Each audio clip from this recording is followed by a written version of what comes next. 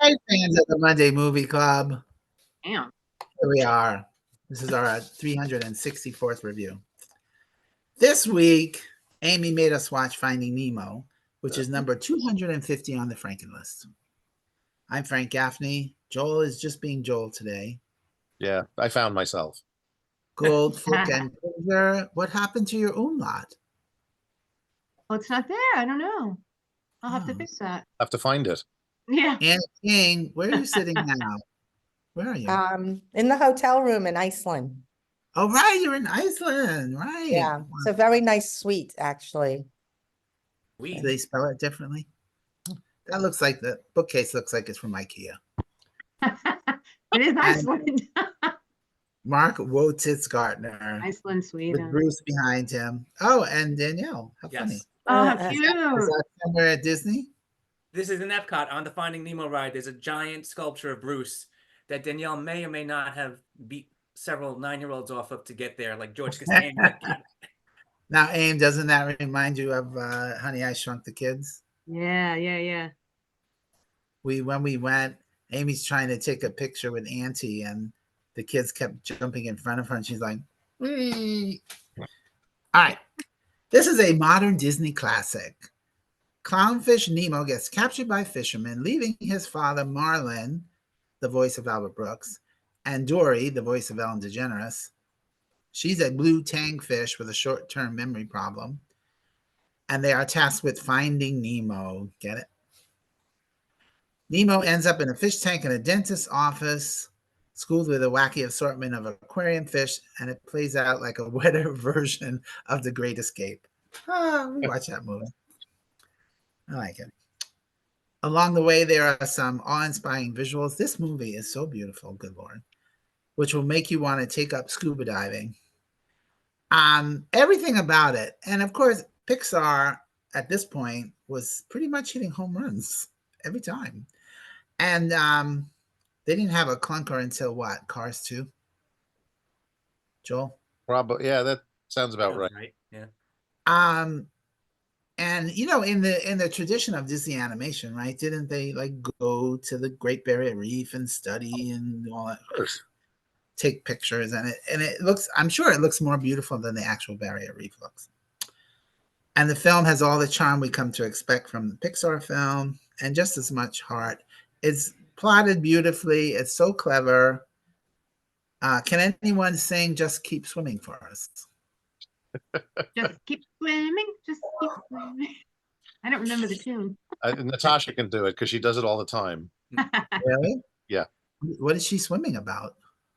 And she actually changes it to smiling. Oh, just keep I like smiling. that. I like For her that. kids? That's great. For everybody. Yeah, she is definitely the perkiest woman in the world. I'm giving that's it. That's my review. 3.5 out of 4 stars. Very fun outing. Definitely worth watching. This was probably my 3rd time seeing it, and I was smiling a lot. One of the funny things to me, of course, is that Bruce, the shark, is named Bruce because of the shark from Jaws was named Bruce. And it's actually Barry Humphrey's voice who was Dame Edna. Yep. Yeah, he was so good. That is funny. Yeah. You know who the other 2 sharks are? Eric Bana. Bana, yeah. Bana. And somebody. And Bruce Spence, who you would know from the Mad Max movies. He was the gyrocopter pilot in the Road Warrior.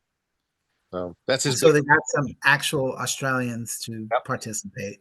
Yep. And the other funny thing, sidebar, is that the turtle, right, is named Crush, and Laurie and Matt's cat was Crush. And I didn't know, because the kids loved the movie and they named the cat. And so Crush was 150 years old. The cat lived to be 22. Wow. That's And that's awesome. 150 in turtle years. Yeah, that's turtle years. Yeah, exactly. And but I kept forgetting his name, so Crush, because I didn't relate it to the movie, so I kept calling him Chance the Rapper. I don't know why. All right, that's it for me. And you must love this movie, right? Well, let me explain first of all why I chose this movie. You all know where I'm going with this. I chose this movie. I actually hadn't seen it in I don't know how long. I definitely saw it in the theater in 2003. I feel like I might have seen it another time, but I don't think I've seen it in between 15 and 20 years. Wow. Probably. In its entirety. And no, I'm not a remote dropper type person. I don't recall seeing it in pieces. I just remember loving it and just not really seeing it, so I didn't really remember it. So a long time So ago, should we call you Dory? yeah. I had Please, seen please change your name thing to Dory. I had After your review. I had seen him. I'm doing it while I talk. I had seen a meme a while ago, and I was recently reintroduced to it. And I thought, oh my God, now I need to watch Finding Nemo to see how true this meme is. And here it is. It's the story of Finding Nemo. I just watched a film. It's a text. I just watched a film where a man's wife is brutally murdered, very true, by a serial killer, and his son is left physically disabled. I was like, what? I need to see this movie again. In a twisted turn of events, his son is kidnapped and he has to chase the kidnapper thousands of miles, not thousands of miles, with the help of a mentally disabled woman. How great is that as the true All story? right. I also take exception to her being brutally murdered. We never saw, so we have no idea. Yeah, She but you just know, got she was swallowed. eaten, That she was was it. chewed. Come on. Well, Yeah. right, maybe she was Just just went. She just went right down. She was small. Are you sure that wasn't that Liam Neeson movie, the sequel, Taken 3 or whatever it was? Exactly. Yes. So anyway, so based on that, I really wanted to rewatch the movie and see how true it was. And it really was. The movie is so cute, it's so sweet, and it's incredible that you can hear a plot and think, how in the world is a fish living in the Great Barrier Reef going to be able to find another fish living in a fish tank in a dentist's office in Sydney Harbor? And it works out perfectly. The plotting, the story is just so perfect. And I love that they explain it, that they show all the animals telling the story across the land and everything. Yes, It makes yes. sense, yeah. It was so beautifully done. And the two biggest things I remember was what a revelation Ellen DeGeneres's, voice work was. She became so big for doing Dory that of course they made the sequel. And I totally forgot that we learned that when seagulls make that annoying noise, they're just yelling, mine, mine, mine. All they do is want to grab everybody's food. Oh, it's so cute. Perfect. Everything was so Perfect. fucking cute about this movie. I loved it. And There there's drama. There's true suspense. Yes. And the funny parts are truly funny and so clever. And speaking of that, I'm sure you all watch the post-credit sequence and all of the credits. And all during the credits, the fish are interacting with the credits. There was one part, I had to write this down. There was a crab hanging off the M in the name Michael in one of the credits. So cute.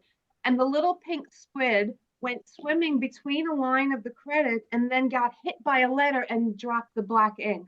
Just so cute. And then at the very, very end, there's that giant fish. I forgot what they're called with the light on their head.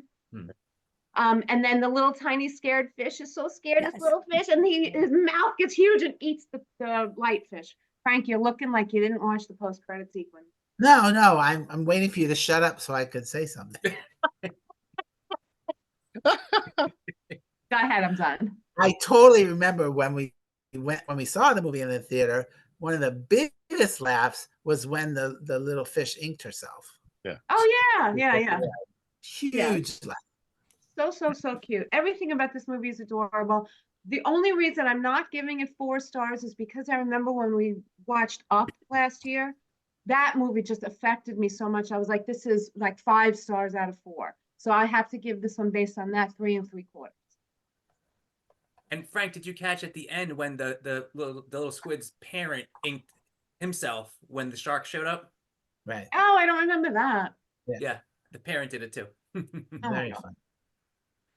All right, Mark G, you have Bruce up there, so you obviously love this movie too. It is definitely a love. It's in my DVD collection. I've seen this probably in the neighborhood of 10 to 15, probably closer to 15 times. So unlike Amy, I remembered it very well, but I hadn't seen it in several years, and it almost made my list. So thanks, Amy, for saving me an entry for next year. And obviously, as you can see from here, Danielle and I, every time we go to Epcot, we go on the Finding Nemo ride. We love it. For me, everyone came to the table with their A game, the writers, especially the voice actors, the animators. And just as you guys already said, to me, Ellen DeGeneres is just the clear standout. I think she took Dory, which was probably written very well, and just I can't imagine anyone else doing the voice. Her inflections and everything is just absolutely perfect. And to me, she carries the best messages for kids who are watching this. Just keep swimming, as Joel said, and yes, I can. Don't tell me I can't do it. Yes, I can. I think it's very positive. I think we need more of Right. that in this world. Yeah, and when she was talking to the whale, I'm like, oh my god. Oh, Genius. And Yeah. Amy, you said it about the seagulls. Danielle and I cannot see a seagull without saying mine to each other yeah. every Right. time. That I remember for years people would say mine, mine, mine. Yeah, exactly. And I actually, this is one of less than a handful of movies that we've reviewed together that I have not taken notes for because I don't need to. It was just I just watched it with a smile on my face the whole time. Um, and when it So comes to the seagulls down here, mine, Mhm. will actually go if you leave your blanket and you have food in your bag, they will actually go over and take the food out of your bag. Same They thing Wow. know here. if they see tin foil or something, they're right on it. Like I've even seen the seagulls are pretty aggressive in that I've seen them. The woman was holding a sandwich and the bird just swooped in Oh, and there's a took it. lot of videos of that. And I'm like like, Annie just said, they "Oh, do that here too. Yeah, I think it depends on where you are, how much tourism there right, is, and so forth. Yeah, Yeah. yeah." They've learned. yeah. Right. And for me, the end of the movie, just the very, now what or whatever when they're all just sitting in the bags, that is perfect. For stars, you guys I think know by now that for me Disney and Pixar are the same company. I don't differentiate. So my two favorite Disneys are Aladdin and Beauty and the Beast. Those are 4-star perfect movies. Um, and then Mulan and Finding Nemo are like just one touchdown. So I'm also a 3.75. What was the ding for you? What was the what? The ding. Why are you saying giving it less than 4 stars? Just because What it made it was not perfect? it wasn't as for me Aladdin and maybe just because it's not a musical. Pixar isn't musical, so Disney's going to win out a little bit because I do Just enjoy said they're the same company. but there's still two different productions. Yeah, maybe that's what it is. Maybe it's just missing the music because I do enjoy the others better. But to me, this is better than The Lion King, better than many other Disney musicals. So Annie, do you agree this is better than The Lion King? Well, there was a point in my children's lives where I watched The Lion King for a month and a half straight, twice a day. So it's hard to beat that because I know that one so well. But this is pretty good. This is a pretty good one. But yet again, it's another Disney movie with no mom. These poor moms in Disney. Well, Yeah. she was in the beginning. That was Elizabeth Perkins in the beginning playing Cora. Cora? Yeah, Cora, Coral. right? Coral. Coral. Cora. That makes sense. Come on. She never got to be a mom even. Yeah. Oh, Yeah. But yeah. yeah, She no, it died, was she died protecting her children. yes, she did. Well, then she did a poor job because she only Yeah. protected one. That's a 1%, not good. Yeah, Good thing she's dead. I watched this when it came out with my kids. I know my kids loved it. They enjoyed it a lot. There's also a point where that's all I watched was animated and kids movies for a while. So I haven't actually seen it since then. So it was fun to watch it again this time. And I was saying to Danny, it's just beautifully done.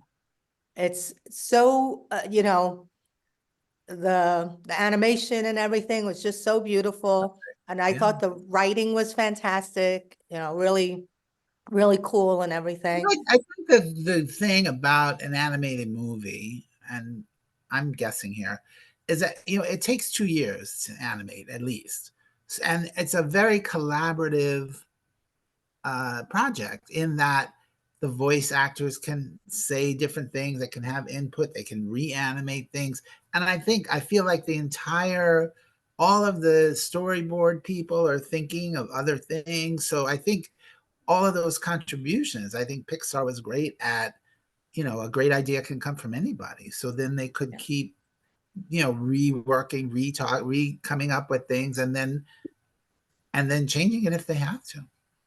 I think. I also like that the Pixar directors tend to always pick a minor character to voice themselves. So like Crush was the director in this one. Yeah. Wait, it's not that he picked that he was. I know. I saw He was doing the voice throughout, the rough cuts and stuff, and at the end, everybody was like, "You're not going to find anybody better to do it." So, Right. You already have the part. yeah, and he recorded those lines while lying on his couch, yeah. which is great.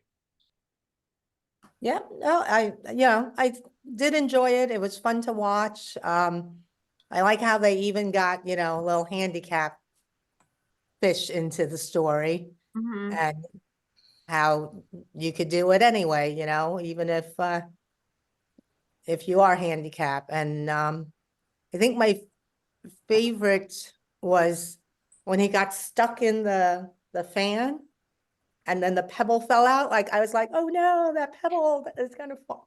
Yeah, sure. That was a got me real, too. yeah, nail biter. So, but yeah, no, fun to watch. I would go with 3.75 also. And and then when their big plan is to put the algae, and then he just gets the new filter. I'm like, Yeah. oh my God.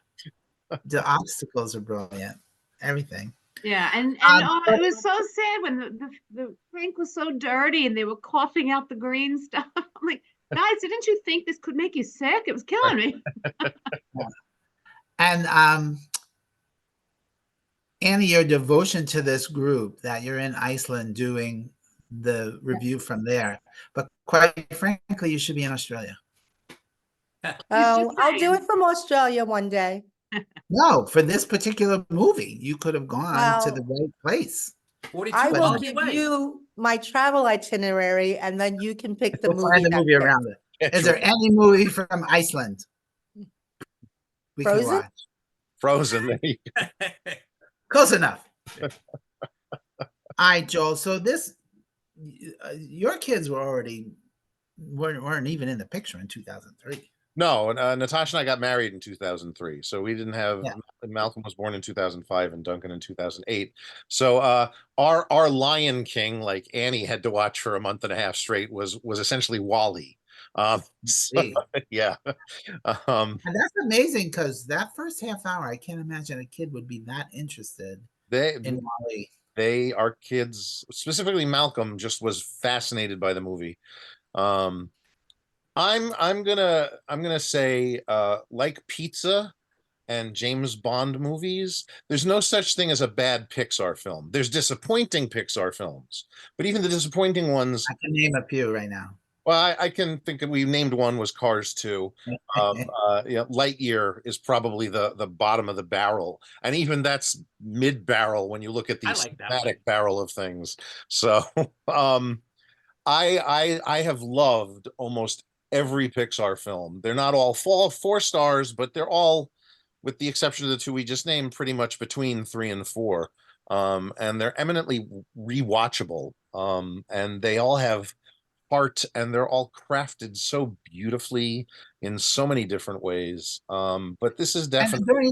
don't you think, Joel, that a lot of the credit really goes to John Lasseter for fostering that kind of Oh, of course, yeah, atmosphere where everybody could contribute? yeah. Oh, definitely. I mean, any production company starts from the top down. If you have a leader who is truly leading the company and inspiring people to do their best work, you're going to wind up with amazing movies. Too bad he was also molesting people. Well, yes. Joel, is that what's the bear behind you, though? Oh, that's from last week. Um, But it's since we did Paddington last week, the only Right. bears I have in the house are Doctor Who bears. So it's the 12th Doctor, since Peter Capaldi was in Paddington. I should have asked that last week. Exactly. You could bring these things up. I could, but I just like, let's see if anybody notices and asks. Easter eggs. I Yeah. only noticed it Easter today. eggs. Thanks. So Joel, what is the significance for this movie of the red Solo cup? it's water. Ah, there you go. Good one. But is it? Very nice. But is it salt water? No, Mm, I hope not. I although that would explain why I'm really like thirsty all the time. So salt water. salt water. Yeah, I was just too lazy to move him and change him out or put something else in there. I don't have anything. You couldn't see. You had Yeah. a headache. Yeah, exactly. I had a headache. So anyway, yeah, I'm gonna go out on a limb. It's a 4-star movie for me. I've seen it many times. I enjoy it every time I see it. You know, it's I'd say it's the perfect Pixar film, but then my brain's going, well, then there's also, you know, 6 others. So 100%. yeah. So they know what they're doing. And it's I think it's sad that during the pandemic, Disney relegated them to Disney Plus releases as opposed to theatrical releases for the 3 films that they had from Pixar during the pandemic, which were Soul, Coco. Soul, Luca, and Turning Red. Oh. What about, when was Coco? Coco was right before the pandemic. Wow. Um, Luca was so Um, good. I love Louis. You know, for a company that didn't want us to talk about Bruno, they had 2 movies with Brunos in them. Right. So anyway, As long as we're talking about movies we had to watch because the kids loved them so much. When I lived at home, Catherine Ann was maybe 4 or 5 or 6. Maybe she was 5. And I had my first VCR, and the only movie I had recorded off TV was Funny Girl. And she watched it every single day. I'm like, good Lord. And because she could, it was like a novelty. But to this day, she can recite every single word of that movie. I think well, I know I have movies like that I can, you know, recite from. Yeah. Oh, there are movies I can recite too. Not so much with the advent of the VCR, I feel, because, you know, there was a point where I just stopped watching my favorite movies again and again and again. Yeah, yeah. But certainly earlier on with the advent for me, it was Star Trek 2 and Ferris Bueller. It's all I ever watched. Anytime you had a free moment, you just popped it in. Yeah. And the other thing is that they waited, what was it, 17 years till Finding Dory? Because they don't they I think they've learned their lesson to an extent about the sequel concept. You know, let's make sure we get it right rather than shoving it out the door. You Yeah. know? Well, they Ellen got it right with DeGeneres the kept Toy bugging them. Stories. I think the Toy Stories. Yeah, Oh. but good. the Cars movies kind of like, you know, I stopped watching that. I didn't even like the first one that much. So. Is it going to be a Toy Story 5? probably. They ended it on 4. I think it was They kind of ended it on 3, so it's there are rumblings about another Toy Story. So Was it All 2 right. or 3 where they went in on a conveyor belt into fire and I was That wailing was and 3. screaming? That was 3. Yeah, that was That's the 3. last one I saw. I don't know if I with could handle Otis. another one. Otis, Mr. Luthor. Yeah. Was the bad bear. And yeah, 4 was just right up there too. It's Yeah. forking good. yeah, Isn't it on our list this year? Didn't I Toy put Story Toy 4? Story on our list? 4? Oh, the first one. No, first Oh, the one. first one. Oh, I think the first one is. Okay. yeah, I remember. All right, well, we'll talk about it then. Yeah. Finding Nemo is available on Disney Plus if you subscribe to that streaming service. One little, I have the whole discussion about that when we're done. oh shit, yeah. One little cute thing that I wanted to say when we were all talking about how beautiful the animation always is with Pixar is they had developed, I read this in the trivia, so take it with a grain of salt, but they had developed a way to make the ocean look incredibly realistic, and they had to dumb it down so that people wouldn't actually think it was real ocean and real fish. I mean, people are so fucking stupid. Yes. Agreed. Welcome to our country. Yeah. We are dumbing down things constantly. America. Next week, Joel is making us watch his favorite Tarantino, Yeah, probably. Jackie Brown from 1997. It's based on a book. Rum Punch by Elmore Leonard. Elmore Leonard, we love him. It's on Netflix if you subscribe. And that's it for us. I'm Frank Gaffney. Go watch a movie. And also, Oscar yeah, nominations are all out. You need to Yeah. see some Oscar movies. I'm working my way through them. and scene.